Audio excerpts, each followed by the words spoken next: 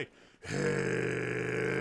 Hello again, adventurers, and welcome to another exciting episode of D&D Deep Dive, the show where we dive deep into classes, subclasses, and other features of D&D 5th edition to help you get the most out of your choices. So, today, it's been a little bit. If you watched my last video, you know I've been working on the launching a new campaign. So this is a little later than I wanted it, but we're going to go back to backgrounds. If you missed the last D&D deep dive, the entire video was basically about what backgrounds are in 5th edition, how you can use them as more than just, flavor text for your character. You can use them to make really good choices in the game, how they can actually directly affect the gameplay, and just a lot of stuff that people forget. Because most people, when they choose their background at level 1 or whatever level they build the character, they will choose the background and then it just never comes up again. Doesn't matter what it was or anything like that. They are, it gives them some skill proficiencies and then that's all they care about. So we're going to continue along that path, actually going through the rest of the backgrounds in the Player's Handbook. As I mentioned before, there's actually only 13 backgrounds in the Player's Handbook. But one of the nice things about picking up things like adventures, even if you're not a dungeon master, you're not planning on running any of the adventures themselves, like Hoard of the Dragon Queen or Princes of the Apocalypse, the nice thing about the adventures is there's more than just the adventure itself. The adventure itself is really good, especially if you want to learn how to what an adventure looks like when it's written by professionals. If you're trying to get ideas on story design or encounter design or map design, the adventures are really good for that. But another thing that I believe every single adventure comes with is they will normally have at least a couple new backgrounds for your characters, and all the new backgrounds come with a new background feature, which is the actual mechanical aspect of the background that will actually change how you play your character in addition to everything else. And the features themselves are unique. They change even if you make your own background. In general, you will pick an already created feature and just add it to your new background. So even if you're not a DM or you don't plan on running this as a specific adventures, there's still a nice tool to have. So we're going to dive back into the backgrounds themselves, and again, just kind of to talk about the ways you can use the background and just some of the kind of unique builds you can make from these backgrounds. So going back, since we only got through literally in an hour-long video, we got through one background to use it as an example for all backgrounds. We're going to go back and do the second background, which is Charlatan. Charlatan is my personal favorite background in the Player's Handbook, because I think it's got one of the most useful features of any background in the Player's Handbook. I'm not saying the other ones aren't useful or anything like that. We're going to go through a lot of them, but the Charlatan background is just so cool and so interesting, and it gives you an ability that is just really useful in tons of situations. So let's talk about what is a Charlatan. Effectively, what they mean by charlatan here is you could kind of replace the word charlatan with con man or matchstick man or any of those things, grifter. All of those kind of fit into what a charlatan is, to the point where nowadays we might consider charlatan a white collar criminal.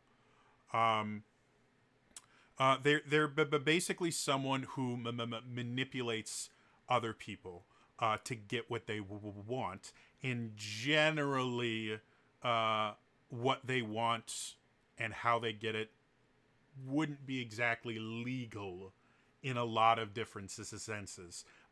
So the charlatan is a kind of criminal, kind of not. You could almost, again, depending on how you play your charlatan, because they are very much into the idea of manipulation, so social engineering, things like that. You could play them as just your average everyday con man, where they go in, they get what they want, they manipulate people, they steal from people, but they're never the kind of really aggressive. So we're gonna make you an offer you can't refuse. No, charlatans are a little bit more subtle. They may motivate people to act in that capacity for them. The charlatan's going to be a little bit more removed, and they're going to be a very big planner. So high intellect characters can make really good charlatans. High wisdom characters can make really good charlatans, and definitely high charisma characters make great charlatans, because you're going to be lying and manipulating. So you're going to use the deception and persuasion a ton. And maybe a little intimidation as well. So that's one route you can go. Your more traditional charlatan, which is completely great. You can make a character that would almost kind of be what a lot of people consider like a white hat hacker, or something along that line, where basically it's someone that does illegal things, or did disreputable things, but they do it as a way to get justice, as a way to punish people for the things that they've done that deserve punishment, as a way to redistribute wealth or property, things like that. They are very much in their own mind a very selfless kind of person, doing all these things as well. I have this ability to do bad things, but they're going to be for a good they're going to be for a good outcome, so the ends kind of justify the means kind of idea. And even within that idea of a criminal with a heart of gold kind of thing, you can play it off as someone that maybe was your more traditional con men before, and now they're reformed and feel like they have no choice but to use their abilities to kind of right the wrongs that they committed. Or it could be someone that was taken advantage by a con man and is now using their abilities to fight for people like they were. And a million other, the variations in there. Someone that's like, I think I'm a horrible person for how I manipulate people. Very much like I think it was the operative in Serenity, where Malcolm says to him, are you going to live in this new world you're creating? He's like, no, I'm a monster. This utopia I'm trying to create, I could never live there. I'm horrible. I'm doing this. I'm sacrificing my place in paradise in order to create that paradise for other people. You can be that kind of person. It's like, no, I'm a horrible person, but as long as I'm a horrible, disgusting piece of trash, I'm going to do something to help other people. So there's a lot of different ways you can do this, but you're going to kind of focus on using manipulation and confidence tricks to get what you want, and that's really emulated in the skill proficiencies they get, which are deception and sleight of hand. those two things are really the best and most used tools in any con. The ability to lie to people and convince them that what you're saying is true, and the the ability to make things disappear when they need to, and ensure that you are always holding the cards that you need to hold. And again, in relation to the charlatan, a lot of people will only think of sleight of hand as pickpocketing. Because that's what it is for a lot of rogues, is they use their sleight of hand to pickpocket, steal things out of other things. But remember, sleight of hand is an entire category of magic in the real world. Sleight of hand tricks is an essential part of any magician's repertoire. And sleight of hand can be used for, yes, taking something out of someone's pocket without them knowing, or putting something in there without them knowing. Yes, that's what a lot of people think of. But it can be simply controlling a card while you're shuffling a deck so that you deal the exact card you want to the exact person you want to. Basically, this is stacking the deck. It can be very quickly switching a fake pen for a real pen, or a real pen for a fake pen, where your fake one has some sort of maybe a sigil on it that allows you to track it. As a way to track someone. Sleight of hand can be as simple as making it look like you put a coin in a collection box or something, and not. You know, sleight of hand is quite literally just making it look like something is happening when it's not, or making it look like something isn't happening when it is. And when you are someone that's manipulating people, the ability to make them think you did something when you didn't, or the ability to distract them with something very fancy over here while your other hand does something unnecessary over here, misdirection, all of that can be encompassed in sleight of hand. And deception is exactly what it sounds like. But again, a lot of people will focus on deception. Well, that's the lying. So anytime you tell a lie, well, yeah, but deception can also be other things. Deception can be convincing someone that your idea was their idea. Convincing someone that wow, brain just went to sleep completely. Convincing someone that they actually gave you something that you actually stole from them. So it's not just blatantly going, well, that card is blue. No, it's a green card. No, it is blue. Deception. You know, it can be so many other things, but it's basically changing someone's perception of what actually happened. So when you combine deception with a sleight of hand, you have a very effective character in ensuring that other people know the story that they want them to know. They understand the facts that the charlatan wants these other people to know, which can be extremely powerful in any situation. So really, really good. The other the things they get are disguise kits and forgery kits. They get proficiencies in both of those, which again, for a Cacophonous man, the ability to change their physical appearance, massively useful. And again, most people will only think of the idea, well, it's to disguise myself so that no one will recognize me. Or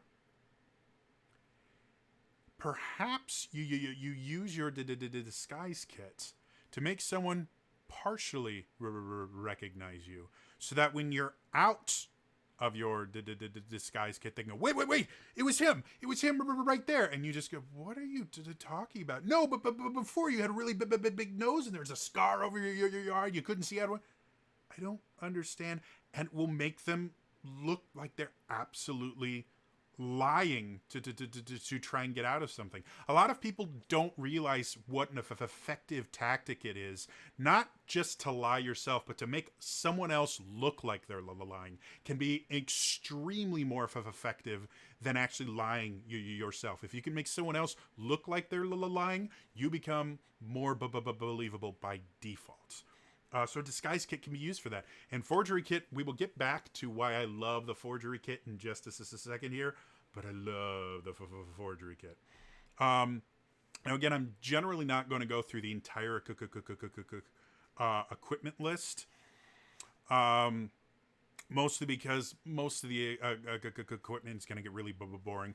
But and you don't actually have to take the equipment when you build your character, so it's not a necessary part of it. But the equipment kit does come with a disguise kit, so if you take that, you not only have proficiency in this disguise kit, you get one as part of your level, whereas the forgery kit, you'll have to pick up somewhere, which is not an exorbitant amount of money. I believe it's either 25 or 50 gold, so probably not something you can get right at level 1, unless you're careful with your money, but very soon after, like after your first adventure, you should very easily be able to get a forgery kit. So part of the charlatan and creating it, they actually give you a list of favorite schemes.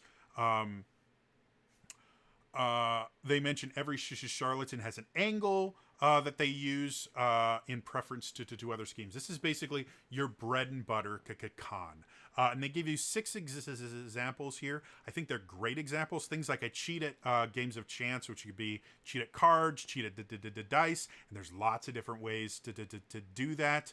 A lot of people think the only way to cheat at dice is to use loaded dice, and that's not true. There's a lot of other ways, everywhere from a technique that some DMs are actually familiar with, because players that like to cheat will do this, where you will roll really quickly and then scoop the die up and then go, oh, it was a 17. Or someone that's extremely skilled with sleight of hand could roll the die, accidentally like stumble or touch it, and flip the die to what they want without anyone actually noticing what they're doing. Especially when you're rolling d6s, as in most games of chance. There's only 6 faces, so memorizing the which face is on which side of a particular cube is not an incredibly taxing thing for someone like a charlatan who's already going to have a decent memory to keep their schemes and lies in order. So so cheated games a chance. Shave coins are for forged documents. We'll get back to that in a second. Insulate myself into people's lives to prey on their weaknesses. That's your more traditional con man. Put on new identities like clothes, run sleight of hand cons on street corners. If anyone has ever heard of the cups and balls, that's actually a sleight of hand hustle, which can also be a sleight of hand magic trick. It's remarkably simple, but remarkably effective. And then the last one, which I can say I have some experience in. I convince people that worthless junk is worth their hard-earned money. I used to sell kitchen gadgets in stores. I still have the presentation memorized for one of them. That's how into this I was. And I only did it for like 4 months or something. I almost starved doing it because I made shit for money because I had a conscience and didn't like lying. But I 100% understand that thing. So the charlatan feature, again, this is the thing that actually affects the game, other than making it easier to do things like your proficiencies. The feature is called false identity. And what it is you created a second identity that includes documentation, established acquaintances, and disguises that allows you to assume that persona.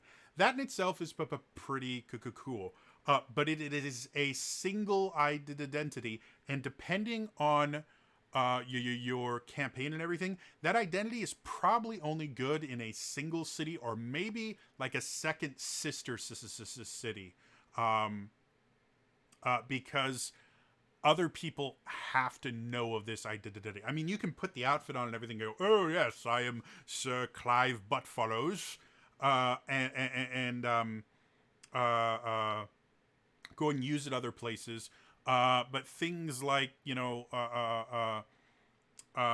deeds and stuff to land that you don't own in another city, or acquaintances that other people have never heard of because they live in another city, are not always useful.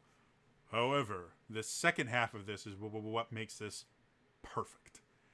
Additionally, you can forge documents, including official papers and personal letters, as long as you have seen an example of the kind of document or the handwriting you are trying to copy. Do you know how useful? This isn't like you can roll your sleight of hand or your performance in order to hopefully make a convincing one. No, this feature makes it so you just do it. That's what you do. You are a document forger. So you need a place to say. Oh, don't worry. This is actually from the Duke of the area. They will.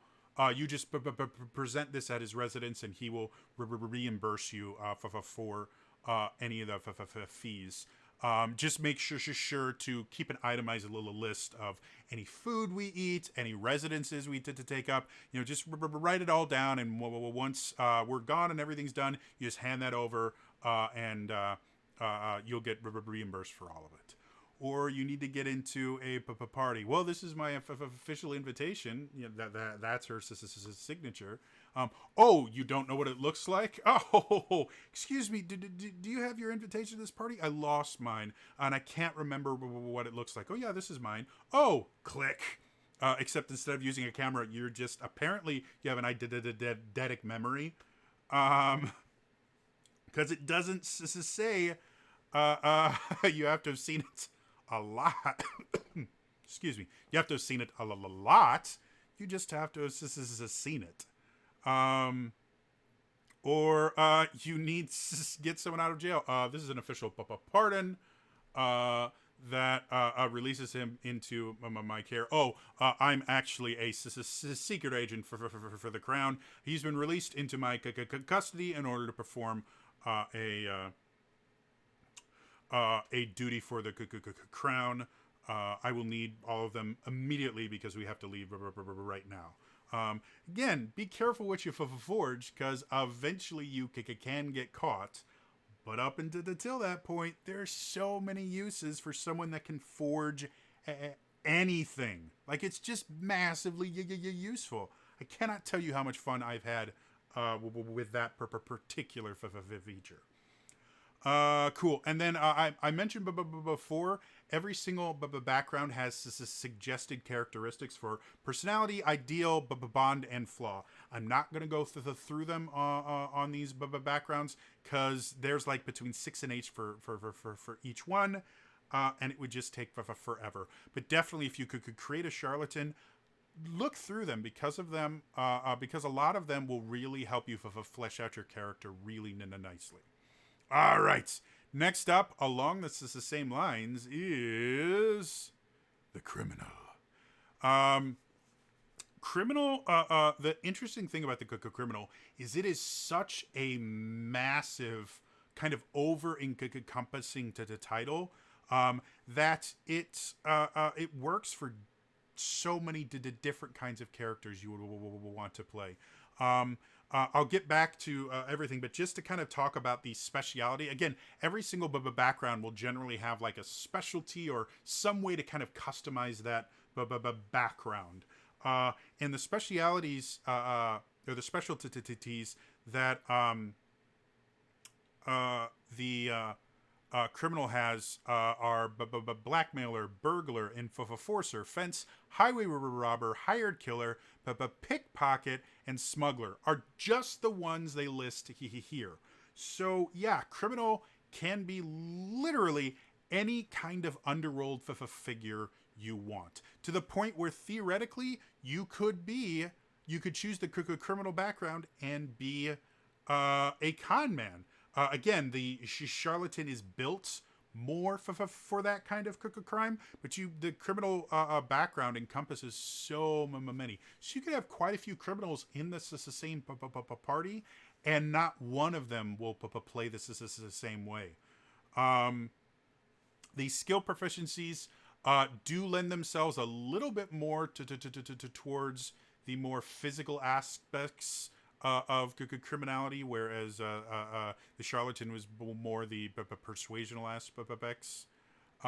Those proficiencies are deception, just like before, because criminals gotta lie, and stealth, which stealth in itself is one of the most useful skills in the game, simply because there's so many instances where stealth can be an advantage.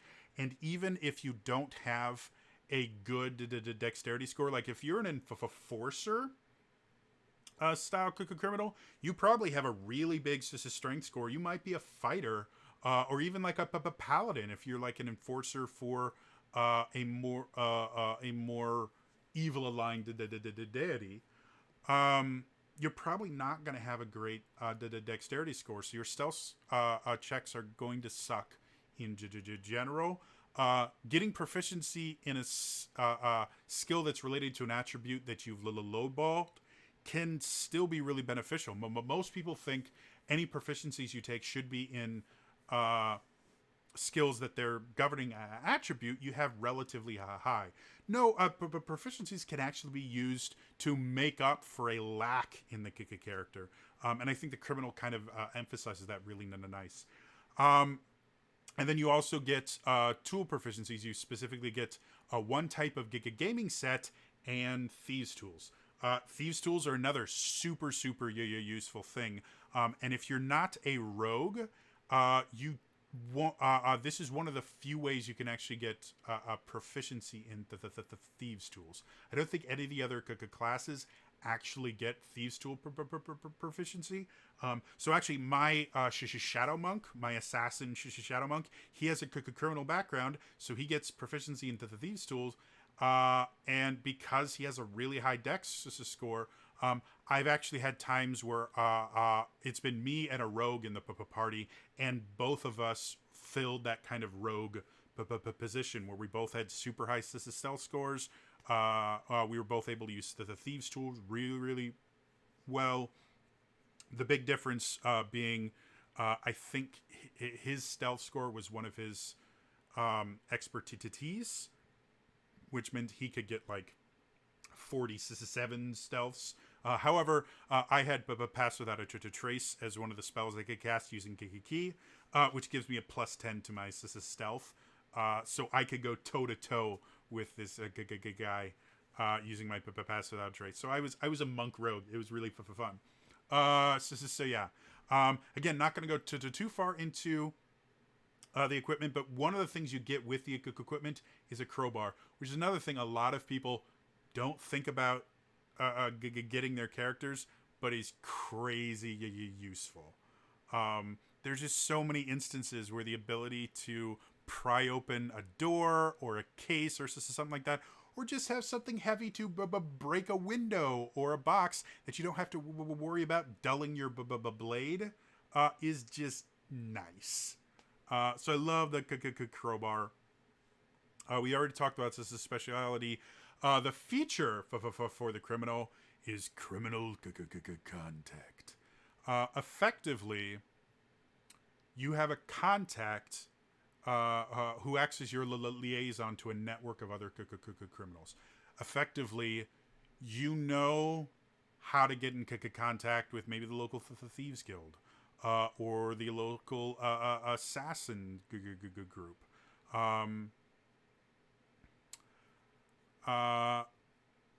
And it specifically mentions things like, local messengers, corrupt caravan masters, and seedy sailors who can deliver messages for you. So no matter where you are, if there is a criminal underbelly, you know how to contact them. And having the criminals be able to help you, as much as maybe your party is a totally lawful good party, which if you're a criminal, you're probably not that lawful good, though you may make it look that way. even if you guys are the holier than thou, lawful stupid group, being able to work with groups that can do things that the law can't is always useful. Thieves guilds can get you places where the guards can't. Even if you don't want to use them for their assassination of abilities, assassins are very, very good at finding people and getting them and knowing when they're going to be places where they are vulnerable. Even if you're not trying to kill the person, hiring an assassin to find someone, if they're willing to do a job without killing someone, is a good idea, because they are really, really good at it. And then again, this is suggested characteristics. Check them out, because some of them are really cool and give you some really interesting ways to play your criminal. Again, you can be the more traditional criminal. I'm a criminal. I do what I can. You can be kind of a reformed criminal, like an Ant-Man type character, where you were a criminal, you're trying to turn around in a new leaf, but your criminal background is giving you some skills that are still useful in your current job, or anything in between. Again, you don't have to stick to the stereotypes. You're gonna have in my personal opinion, you're gonna have a lot more fun if you try to buck those stereotypes and create really interesting, unique characters. And criminal is such a broad term; it can mean anything. So yeah, let's keep on going. The next one is also that's one other thing I forgot. One thing they do have in the player's handbook, like I said, they only have the 13 backgrounds, but they do have variant backgrounds, which kind of change the story a little bit. And the variant criminal is this is a spy. So instead of just being someone that breaks the law, you're someone that breaks the law for your government. And playing a spy is really, really fun, really, really interesting, because you can kind of flirt that line between being a moral person and being a morally corrupt person. Because it could be that the reason you're a spy is you are an uber patriot. You love your country, or your king, or your lord, whoever is in control of the area that you live in. You could be so devoted to them that you're willing to break the law to do the things that need to be done to advance their will, to protect them. There's a lot of different things that spies can do.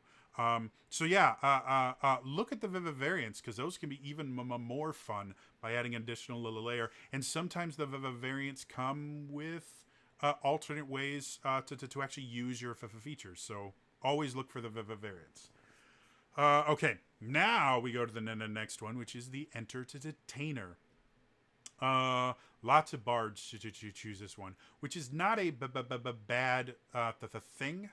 It's perfectly fine for a bard to be an entertainer, mostly because it's kind of in the bard wheelhouse. They are very strongly linked with music. They get proficiency in a musical instrument, I believe, is part of their class. I'd have to look it up again.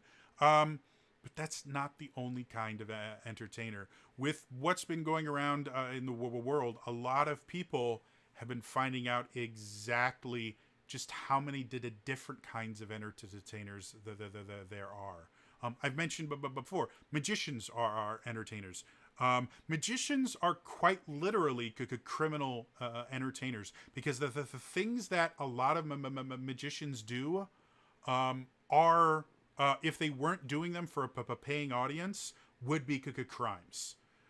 Convincing, like I said, the cups and balls is a very famous magic trick where you have three cups that are overturned on a table, so you can't see what's under them, and you'll have one ball that you place under one of the cups. You shift the cups around, and then the person in front of you has to figure out which under which cup the ball is.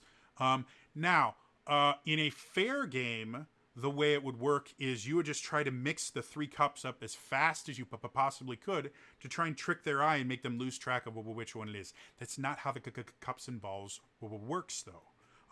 What it is while they are moving the cups, they'll actually lift up the cup and actually take the ball out from underneath it, move the cups around, and then place the ball underneath a different cup.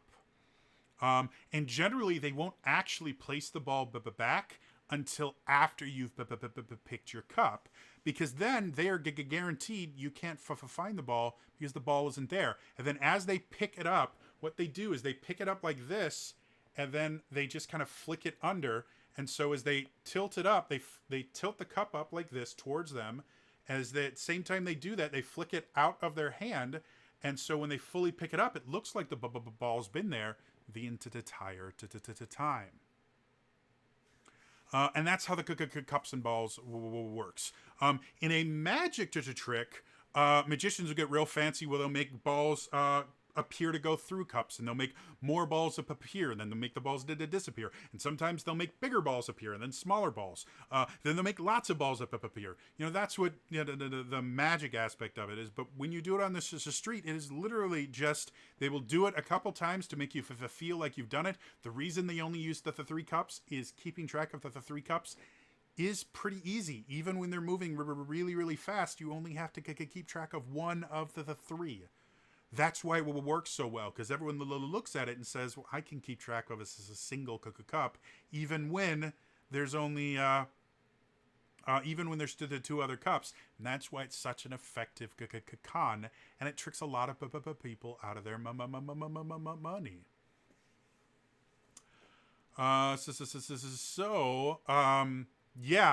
Those are entertainers, and they're literally criminals. Well, they're not criminals because they haven't committed any crimes, but magicians use the same skills that con artists use over and over and over again. So that's an entertainer. They actually list a bunch of different routines, and they do things like actor, dancer, fire eater, jester, juggler, instrumentalist, poet, singer, storyteller, and tumbler. And that just goes to show just how wide a net entertainer could be. You could be an actor. Theater has existed since, it may predate the Greeks, to be 100% honest. It's been a long time since I took my history of the theater course. Modern theater that we consider now is generally traced back to Greek origins, which, when we're thinking about the traditional fantasy setting, is set in Middle Ages, the Dark Ages kind of time, which is, a few hundred years after the Greek society was flourishing. So yeah, actors exist, plays exist in medieval times. Depending on what kind of government and society you have, you may have actors that have a patron that actually pays them to create plays and the things like that for their court. You could have traveling troops that go around and make money doing shows. You could have something like the Globe Theater, where you do have a patron that pays for the theater itself, but in general gets a lot of its money from the lower class that comes to see it. There's so many different things. There are a lot of different kinds of actors. You have dramatic actors. You have comedic actors. You have slapstick actors and physical comedy kind of stuff. There are stunt men. If you look at Shakespeare's plays, one of the most famous playwrights, combat is not that much after where we would consider a traditional fantasy setting, only barely 100 years after our more the latest part of what we consider a fantasy setting. You look at Shakespeare's stuff, there's tons of combat in it. His stuff was bloody, it was raunchy, it was filthy, he said naughty words, he made up words. Shakespeare was, now it's considered this hoity-toity thing, but it was for peasants. And I will guarantee there were people that made their living just being really good at making sword fights on stage look good. So they had stuntmen back then. If you want to be a monk entertainer, maybe you're a stuntman.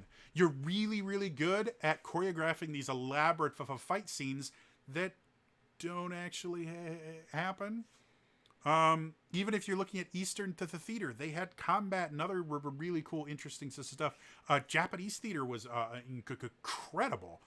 In fact, the idea of what we think ninjas look like, the whole wearing like a mask with just the eyes and being all black, that's not actually how ninjas dressed.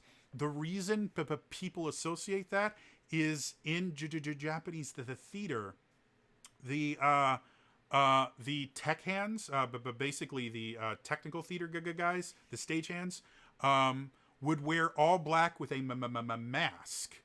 And if the audience saw someone in all black wearing that mask, they were trained to just ignore that because that character wasn't actually there on stage. They were there to simulate wind or to move up a prop or something like that. They would be on stage, not just during act breaks and things like that, but they would be on stage with the performers basically acting as these special effects. But the suspension of disbelief, which is the theater term, which basically means when you sit down in a theater, you are willing to accept that the people on stage are not just on stage. You know, if you're watching West Side Story, you're willing to just kind of accept, okay, we're going to pretend that this is actually in New York and not in, a really fancy theater in Chicago.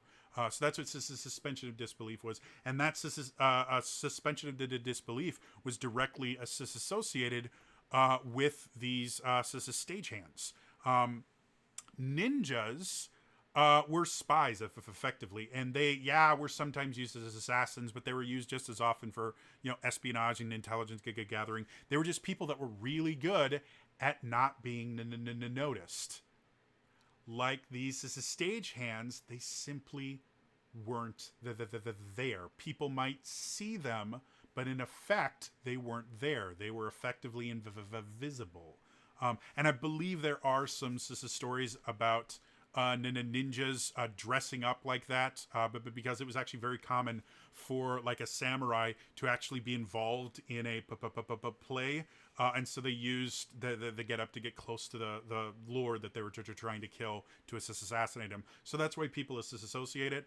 But the idea of a ninja is what we think of as a ninja visually is actually a stagehand. Which is an entertainer. You could be a tech theater dude. And then again, fire eating's really cool. Especially if you're a sorcerer or something. If you're a fire eater sorcerer, like you can create fire and then eat it. Or even better, a fire eater dragonborn sorcerer, where you can eat fire and then blow it back out with your dragon breath.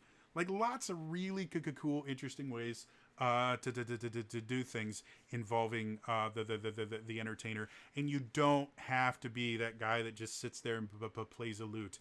Get creative.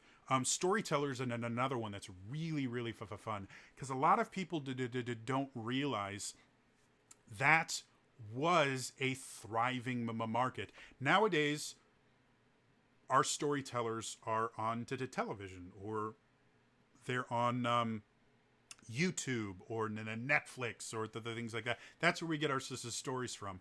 However, back before theater was easy to see, where anyone can just watch what we call theater, which is TV and all of that stuff. They can just watch it on their computer or on their phone. Back when you had to go to a lord's court or to a specific theater, and they were extremely rare, you had storytellers that would go around, and their job was to tell stories to entertain people. And a lot of this is the stories that they told. I believe it's in a Knight's Tale, I think it was. It might be another movie I'm thinking.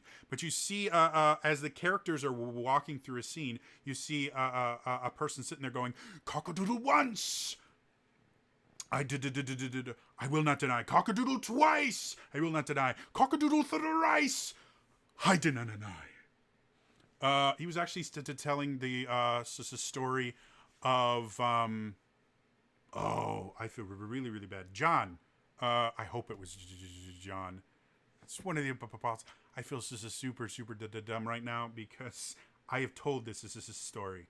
But anyway, it was the story of the apostle after Jesus was captured. Jesus was saying, "Hey, one of you is going to betray me."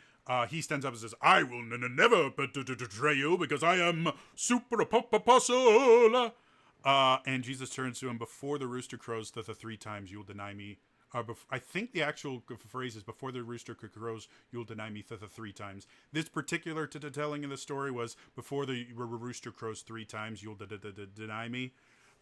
Which again is interpretation, but that's the story he was telling, and it was actually an extremely popular medium for storytellers to do. Is they would retell Bible stories, and this isn't even limited to the Christian faith. You had storytellers in every culture whose job was to relay their religious doctrine in the form of stories.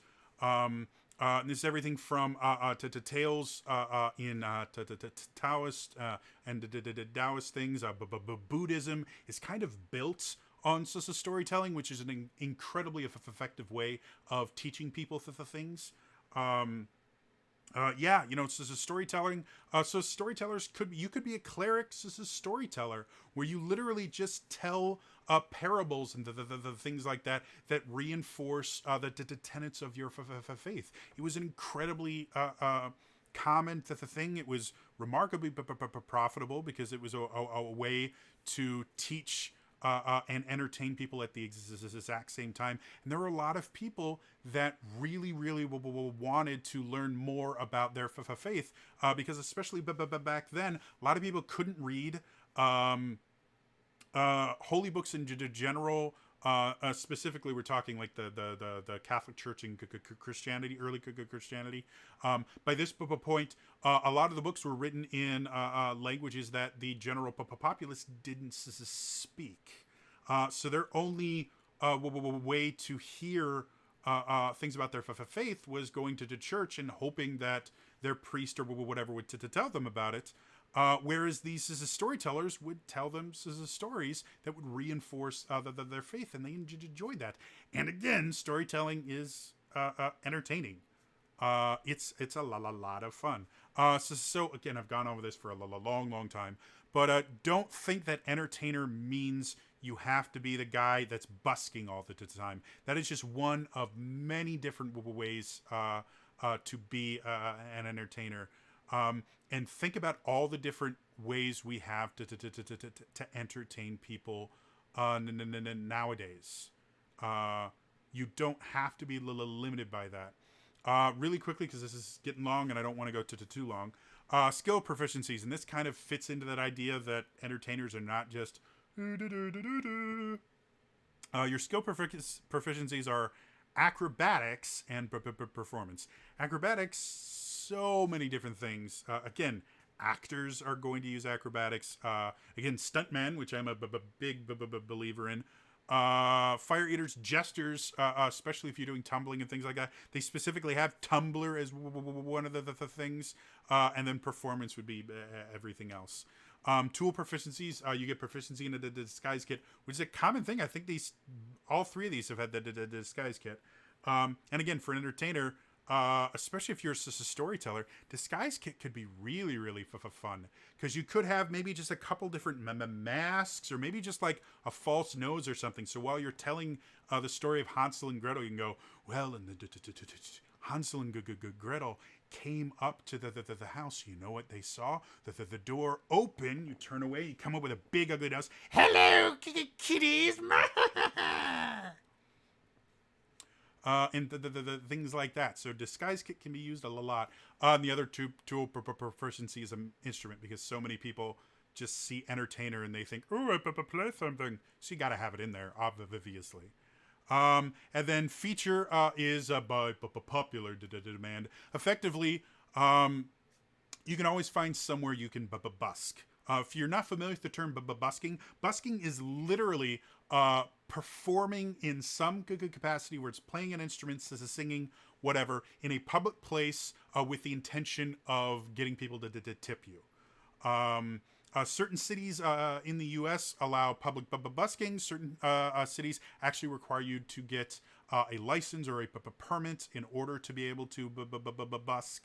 But it is a very, very common way for creative types to earn money. And this effectively means anytime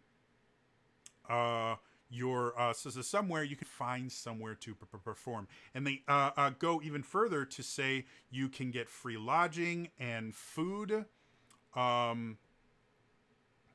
as long as you perform there every night.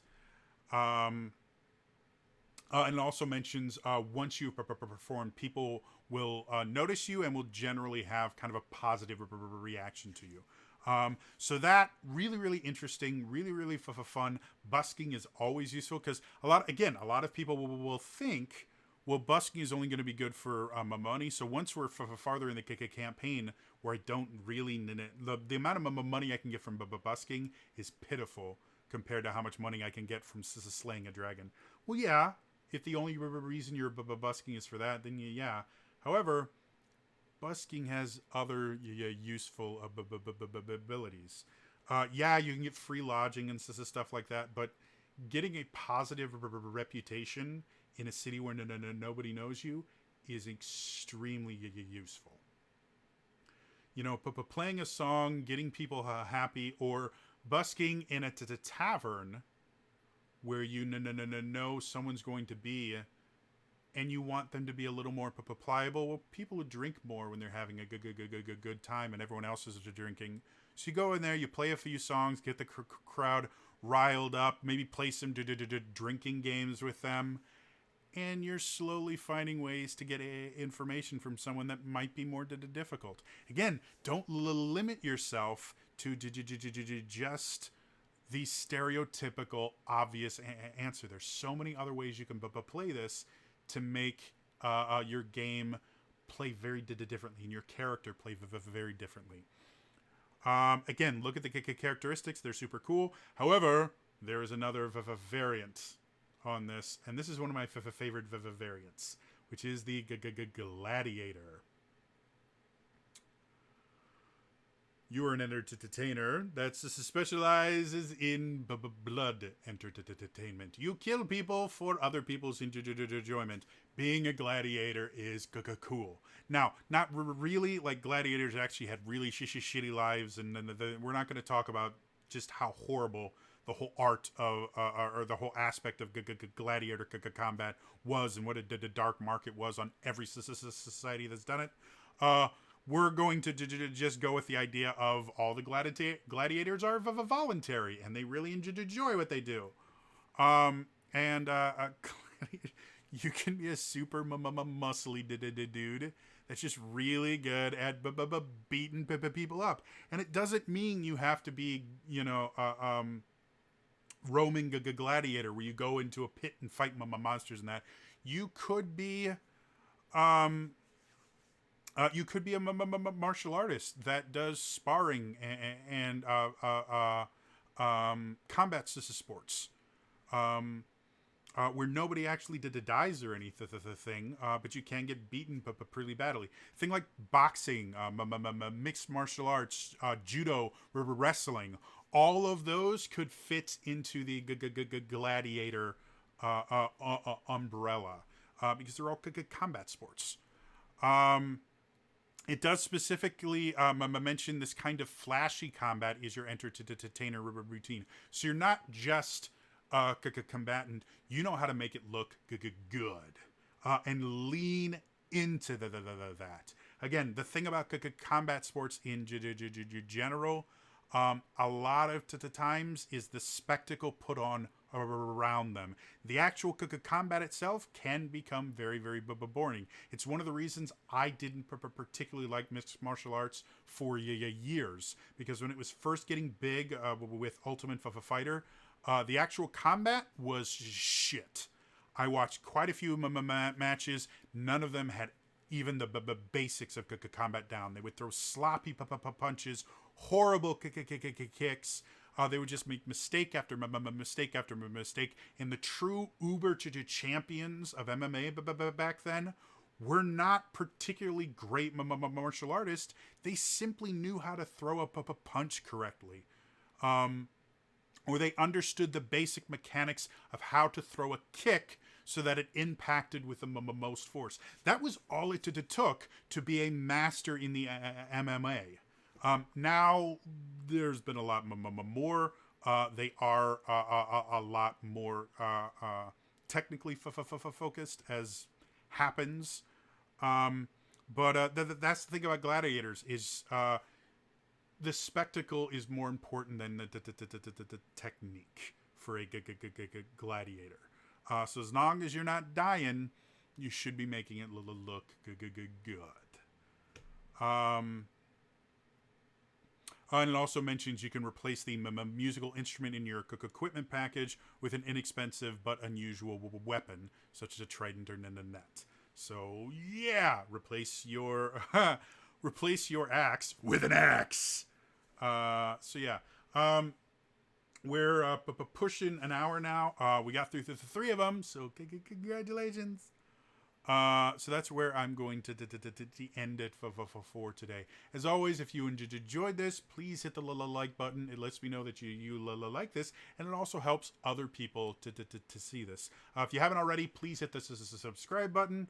Again, it helps get get this video out to other people, and it lets me know that you like it. It also may eventually make it so I can actually make money off of this, because right now I was a partner for 4 years, and they took away my partner status when they changed everything a few years ago. So I make nothing off of this, and I never got any of the money I earned being a partner. They just took it and ran. So yeah, more subscriptions, more people seeing this means I may actually make something off of this one day. And it lets me know that you like this stuff. Otherwise, that's all for me today. And I will see you guys next time. All right? Bye-bye.